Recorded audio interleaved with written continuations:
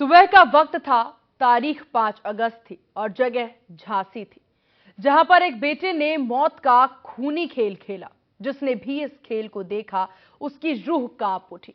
वह सोचने पर मजबूर हो गया कि आखिर कोई बेटा ऐसा कैसे कर सकता है, कोई अपनी मां का कत्ल कैसे कर सकता है। आखिर जिस मां ने दूध पिलाया हो, उस मां को कोई कैसे मार सकता है। जिस पिता ने बेटे को पढ़ाया, लिखाया और इस काबिल बनाया कि वो कुछ कर सके, उस पिता को कोई कैसे मार सकता है। नमस्कार, मैं हूं आपके साथ सीमा चौधरी। आप देख रहे हैं इंडिया न्यूज उत्तर प्रदेश उत्तराखंड। उत्तर प्रदेश के झांसी से एक इंसानियत को शर्मसार और रिश्तों को कत्ल कर देने वाली वारदात सामने आई, जहां पर एक बेटे ने अपने मां बाप की हत्या कर दी।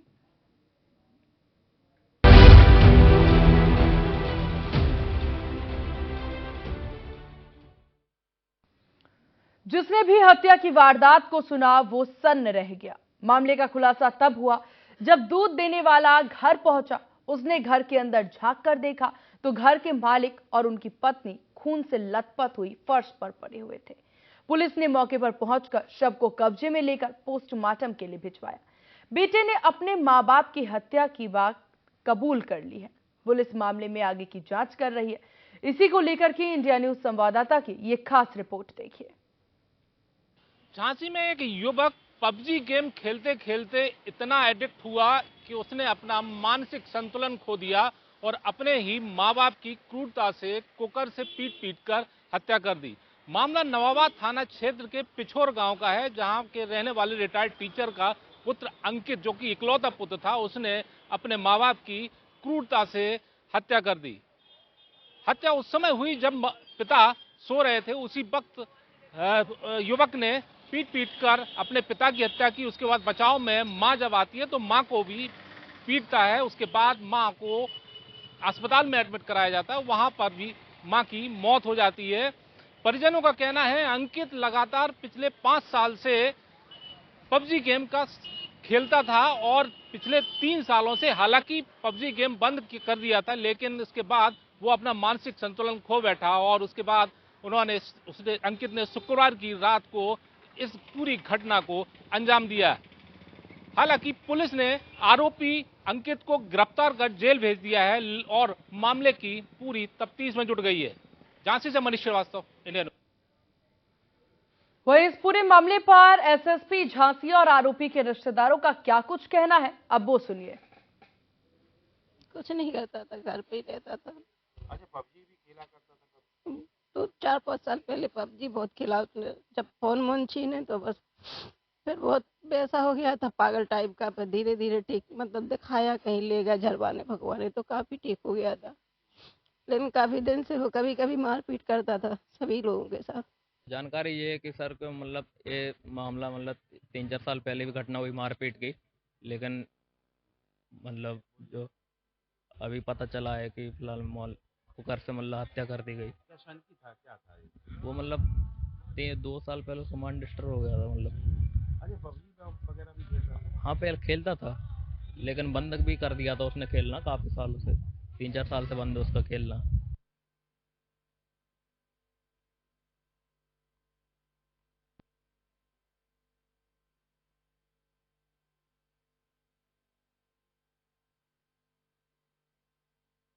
मौत का खूनी खेल इस बेटे ने खेला, जहां आपको बता दें कि ये डबल मर्डर केस का पूरा मामला है, जहां बेटे ने मां बाप को मौत के घाट उतार दिया। पबजी खेलते खेलते अपना मानसिक संतुलन खो बैठा था।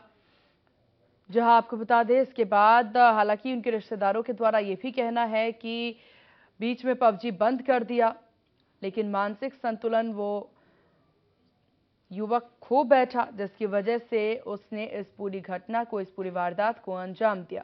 लेकिन बात समझने वाली है और सवाल भी यहां उठ जाता है कि ऐसा क्या उसके दिमाग में आया कि उसने इतनी बड़ी वारदात को अंजाम दिया।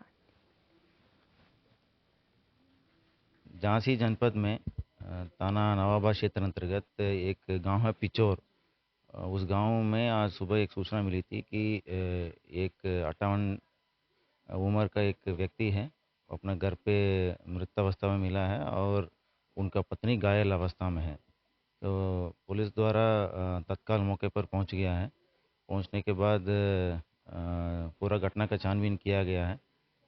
इस घटना में जो स्कूल टीचर का काम अभी कर रहे हैं, जो 58 वर्ष का व्यक्ति है, उनको घटनास्थल पे वो मृतावस्था में पाया गया है। और जो फर्स्ट फ्लोर में उनका बेटा अपना कमरे में बंद करके वो बैठा हुआ था। झांसी जनपद में थाना नवाबा क्षेत्र अंतर्गत एक गांव है पिचौर। उस गांव में आज सुबह एक सूचना मिली थी कि एक 58 उम्र का एक व्यक्ति है, अपने घर पे मृतावस्था में मिला है और उनका पत्नी घायल अवस्था में है। तो पुलिस द्वारा तत्काल मौके पर पहुंच गया है। पहुंचने के बाद पूरा घटना का छानबीन किया गया है। इस घटना में जो स्कूल टीचर का काम अभी कर रहे हैं, जो 58 वर्ष का व्यक्ति है, उनको घटनास्थल पे वो मृतावस्था में पाया गया है। और जो फर्स्ट फ्लोर में उनका बेटा अपना कमरे में बंद करके वो बैठा हुआ था।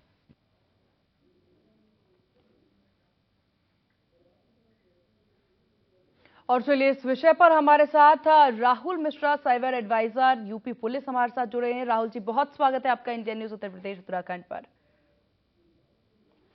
राहुल जी, जिस तरह की ये घटना सामने आई है, जिस तरह की ये पूरी वारदात सामने आई है, इस पर अगर पूरा ध्यान दिया जाए, क्योंकि पबजी का पूरा मामला देखा जा रहा है, पबजी की वजह से युवक इतना बौखला जाता है कि वो अपना मानसिक संतुलन खो बैठता है और इस तरह की वारदात को अंजाम दे रहा है। ऐसे कई सारे मामले आपके सामने, आपकी नजरों में आते होंगे। इस पूरे मामले को लेकर के, इस पूरी स्थिति को लेकर के आपका क्या कहना?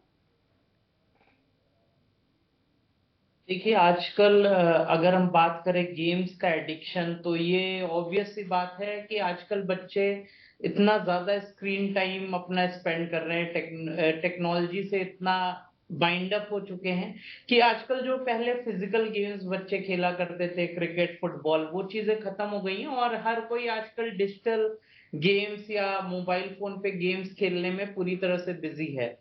तो इस चीज का कितना ज्यादा रोल था इस केस में, ये तो मैं नहीं कह पाऊंगा, बट कहीं ना कहीं बहुत ज्यादा एडिक्शन लोगों को इसके प्रति होता जा रहा है।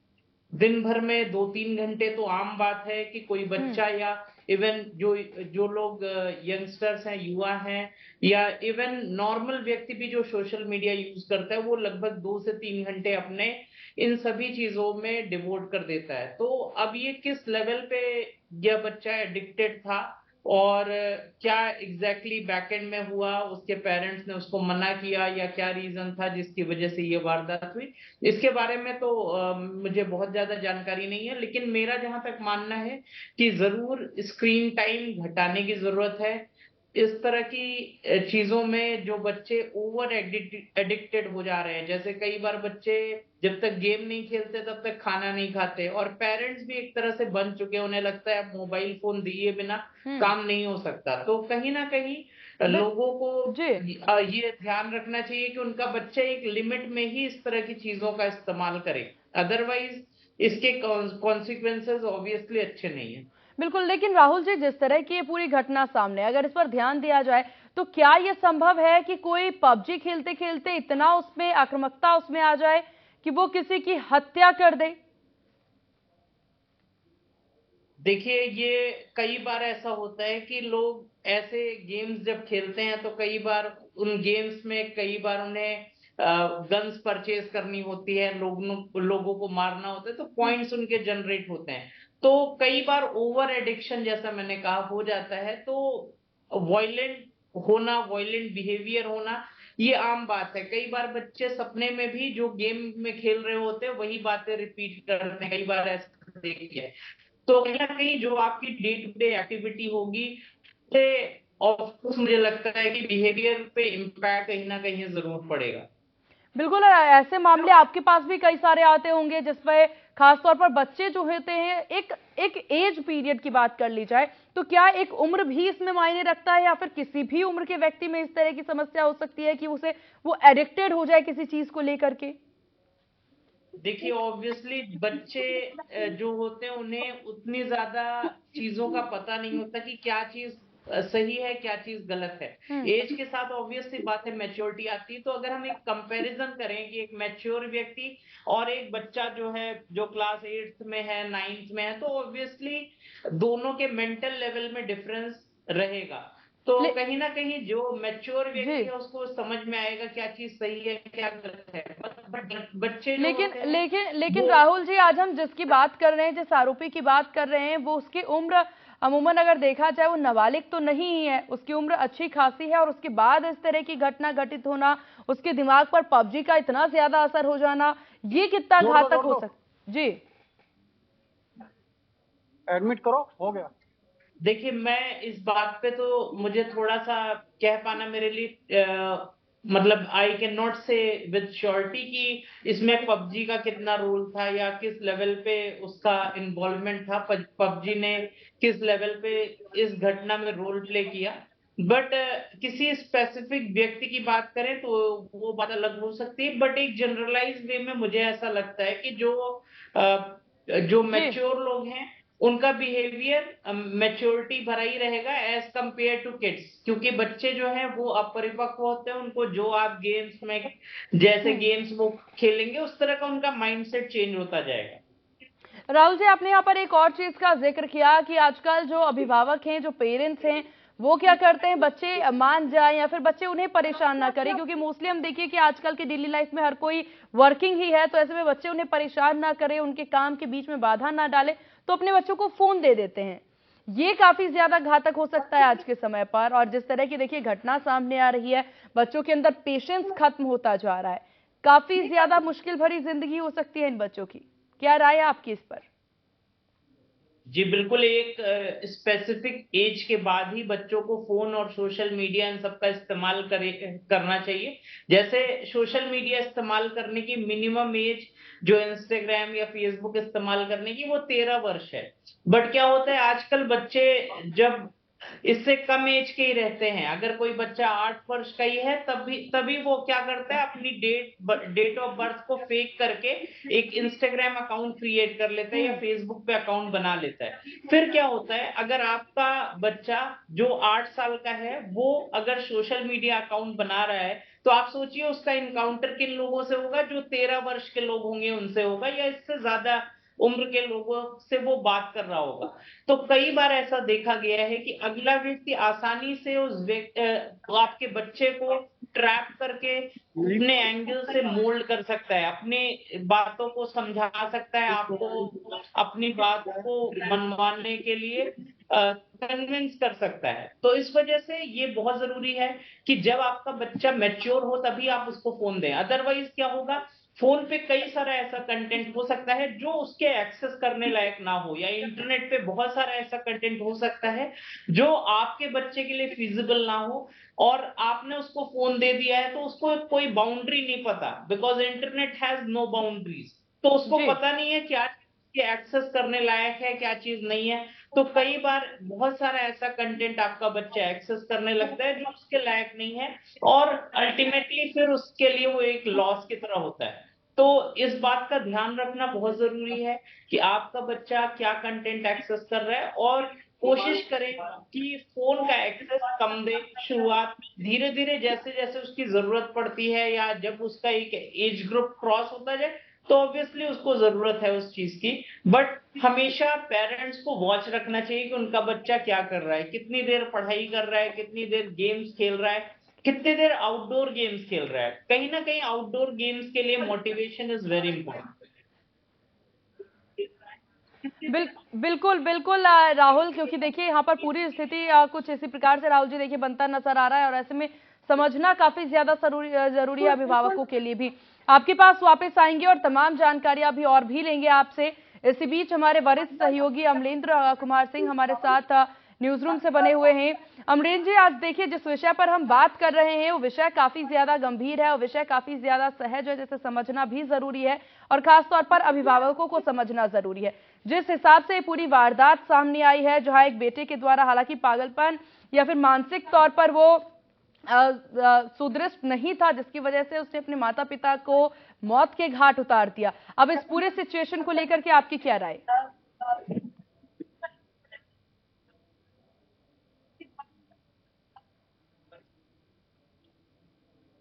सीमा, सबसे बड़ी चीज अगर देखा जाए तो जागरूकता एक सबसे बड़ी चीज है। जागरूकता इसमें एक दूसरे गार्जियन जितने भी हैं, जागरूक बच्चों को अगर मोबाइल दे रहे हैं तो उसमें आप मोबाइल या तो उनको निगरानी रखिए।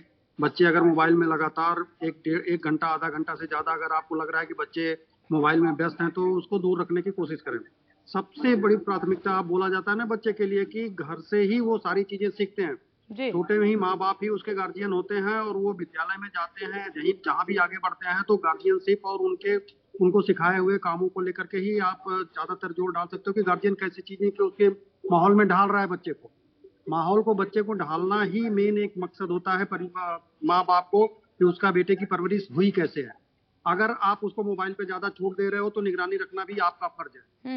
आप इसको लेकर के किसी के ऊपर दोष नहीं दे सकते हो कि नहीं ये फला चीज कर रहा था तो इसको ये दिक्कत हुई है, वो चीज कर रहा था तो वो दिक्कत हुई।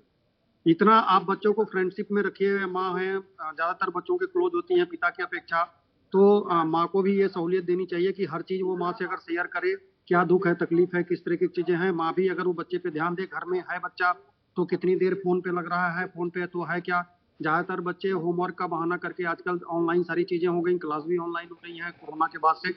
तो इन सारी चीजों को देखते हुए आपको थोड़ी सी गार्जियनशिप में अपने आप को मजबूत रखना पड़ेगा, ध्यान देना पड़ेगा बच्चों के लिए कि बच्चों का मोबाइल भी चेक करने पड़ेंगे माँ बाप को कि बच्चा हमारा कितनी देर सोशल प्लेटफॉर्म यूज कर रहा है, सोशल प्लेटफॉर्म में किन चीजों पे वो ज्यादा समय व्यतीत कर रहा है, उसके लिए सही है या नहीं सही है। तो सीमा, गाइडेंस बहुत ही जरूरी है बच्चे के लिए। लेकिन अमलेंद्र जी, जिस हिसाब से देखिए, गाइडेंस तो तब किया जाए जब बच्चे छोटे होते हैं, तो माता पिता को उन पर ध्यान देने की जरूरत होती है। एक उम्र के बाद बच्चे भी कहते हैं कि उन्हें अपना स्पेस चाहिए। अब उनको अपना स्पेस देने के बाद भी अगर इस तरह की खबर सामने है, क्योंकि आज की जो खबर है वो किसी बच्चे को लेकर के यहाँ पर नहीं, आज एक ऐसे युवक की हम बात करें जो 18 वर्ष से ऊपर का है, उसकी उम्र इससे ज्यादा की है, और वो इस तरह की वारदात, हत्या की वारदात को अंजाम दे रहा है। अब ऐसे में क्या करे पेरेंट्स? अब ऐसे में कौन सी ऐसी विधि या फिर ऐसा कौन सा जो राय है, ऐसी कौन सी बातचीत है जो बच्चे से करना चाहिए कि इस तरह की वारदात यहाँ बच्चे अंजाम दे रहे हैं? काफी ज्यादा चिंता का ये विषय है।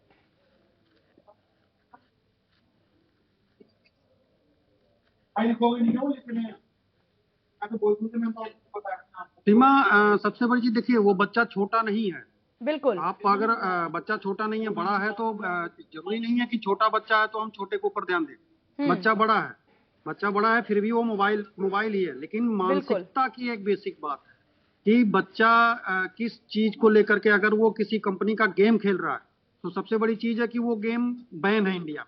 अगर इंडिया में बैन है तो बच्चा ने उसको यूज क्यों किया, ये तो गार्जियन ही अपना एक देख सकता है कि मेरा बच्चा कर क्या रहा है। अगर किसी भी गेम को लेकर के, आज जिस कंपनी का वो बच्चा गेम खेल रहा था, उस कंपनी को लेकर के लगातार शिकायतें आई हैं।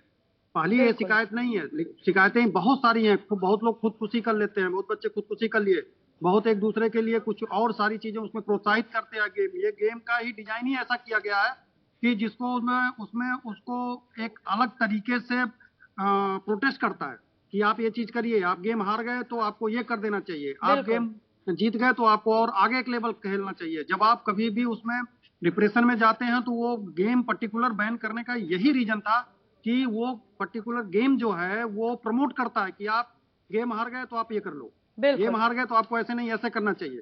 तो बच्चा जो किया है वो कहीं से मोटिवेट हुआ है गेम से, मोटिवेट होने के बाद उसने ऐसा किया है। तो जो इंडिया में अगर ये बैन है, इस चीजों को, जो चीजों पर रोक लगाई गई है, अगर वो बच्चा वो काम कर रहा है तो उसके लिए गार्जियन भी जिम्मेदार है।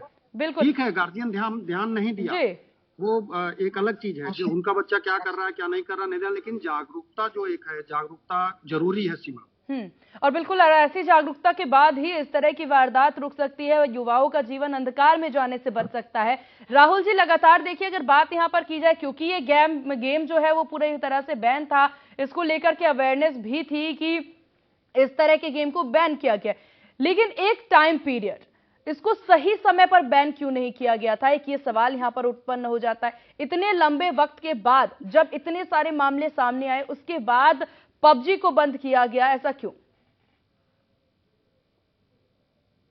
देखिए, बहुत सारी ऐसी चीजें हैं जो जिस पे एक्शन होना चाहिए बट टाइमली एक्शन नहीं हो पाता। तो कहीं ना कहीं इसका रीजन ये हो सकता है कि जो टॉप लेवल मैनेजमेंट है जिसको इन बातों को डिसाइड करना है, उनके लेवल पे कहीं ना कहीं डिले होता है, इस वजह से ऐसा होता है।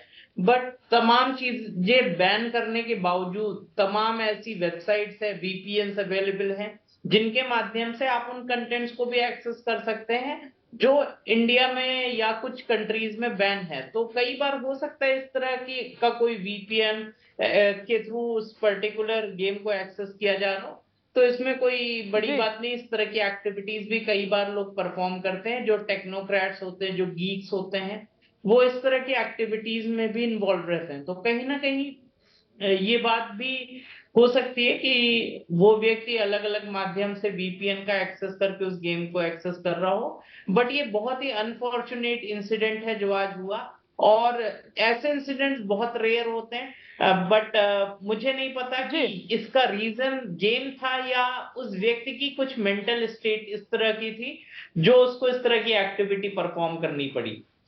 मुझे इस बारे में तो जानकारी नहीं। इसके बारे में इन्वेस्टिगेटिंग ऑफिसर्स जो भी इन्वेस्टिगेट कर रहे होंगे वो उस व्यक्ति का मेंटल स्टेट समझेंगे और फिर पता लगाएंगे कि ऐसा उसने क्यों किया। बट ये बहुत ही अनफॉर्चुनेट इंसिडेंट है कि इस तरह की एक्टिविटी कोई कर सकता है, अपने माँ बाप की हत्या कर देना, ये तो मतलब समझ से परे। बिल्कुल, और काफी गंभीर ये विषय है कि ऐसी कौन सी स्थिति, ऐसी कौन सी परिस्थिति थी कि इस बेटे को इस तरह की वारदात को अंजाम देना। पर आपका बहुत शुक्रिया राहुल जी कि अपना कीमती वक्त इंडिया न्यूज उत्तर प्रदेश उत्तराखंड को देने के लिए। अमरेंद्र जी हमारे वरिष्ठ सहयोगी, आपका भी बहुत शुक्रिया तमाम जानकारी साझा करने के लिए। और चलिए देखिए, काफी समझने वाली ये बात है, और हालांकि जो हमारे साथ साइबर एडवाइजर जुड़े थे उन्होंने भी बताया कि बहुत जरूरी है कि अपने बच्चों पर ध्यान दें। हमारे वरिष्ठ सहयोगी ने भी इस बात को यहाँ अंडरलाइन किया कि आपको अपने बच्चों पर ध्यान देने की जरूरत है, अपने बच्चों के साथ ज्यादा से ज्यादा समय व्यतीत करें ताकि इस तरह की कोई भी वारदात को वो अंजाम ना दे या फिर कोई भी गलत कदम वो ना उठाए। धन्यवाद।